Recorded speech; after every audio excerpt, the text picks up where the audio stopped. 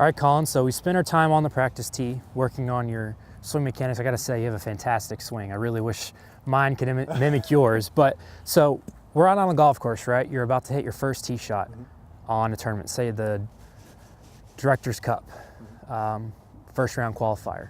What's going on in your head? You've got the first tee shot, 8 a.m. Dews on the ground. What's going on in your mind right now as you set up to a golf ball within the 3 stages? The first, of course, being your think box, which is pre-shot, your swing box, and then your post-shot transitional box, as I like to call it, because you are transitioning from one shot to the next. Right. So go through each of those phases with me, so we can get a better idea of your current mental game, how strong it is, where your weaknesses are, things you need to work on. Yeah, I would say definitely the thing that has definitely made me a better player in the last couple of years is focusing on that mental game of separating the 3 boxes. Before, I would just kind of go up with not a lot of thought, but the only thought I would have would be over the ball, and then after the shot, it was a mess. It would be just thinking all the wrong stuff at the wrong time. So I would say right now, my mental game is very strong, and I like to, especially if it's a tournament, it's the first tee shot, I like to be as quiet as possible.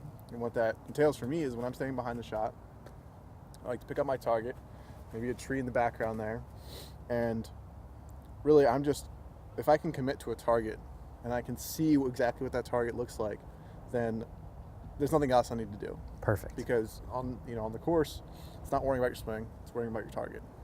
And so if I'm stepping back here, it's a little left to right. I usually like to put a little fade off here, so I'm going to pick a space in those trees up there. Okay. And as soon as I'm done seeing my target, I start to step into the shot, and that's when I get into that hitting box area. So I step behind it, and as soon as I make that one step in, now I'm getting the hit box. I'm still trying to visualize my target. Good.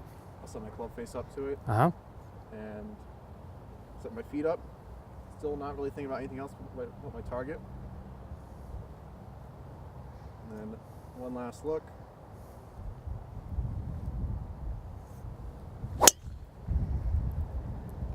Center ball over here intentionally.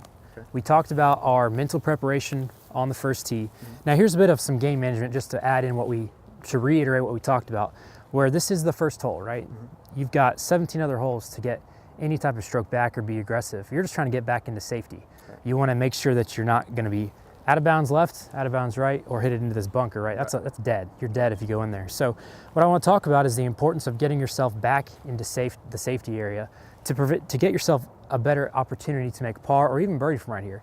You know, if you get a good punch, hit it about 125 yards, you'll be hitting an 8-iron into this green. That's still a great scoring area for anybody out here. So the other thing I wanted to talk about is what we discussed with our bump and run motion on the pitching green last week, where we had that motion where we really felt our hands were ahead of the ball at impact, right? So that's the motion. That's that same impact and that same feel you want when you're trying to hit a punch shot that's going to elevate but will not go above this underlying tree limb right here. So we want to have that same motion. And here's an extension of what we discussed in our first lesson with the Punisher drill, right? The homework, where if I'm doing this, right, I'm flipping my hands over, my face at impact is going to be a much higher degree than what it should be. So that's either going to go up into this tree or you could skull it because you're going to hit it with the leading edge, right? So the main thing that I always reiterate with students, if you're in a punch shot situation, go back to that bump and run motion and really get your hands in front, but you've got to keep a good lower body balanced because of this pine straw. If not, you could be sliding everywhere, all right? So 3 keys: safety, bump and run motion, hands in front, all right?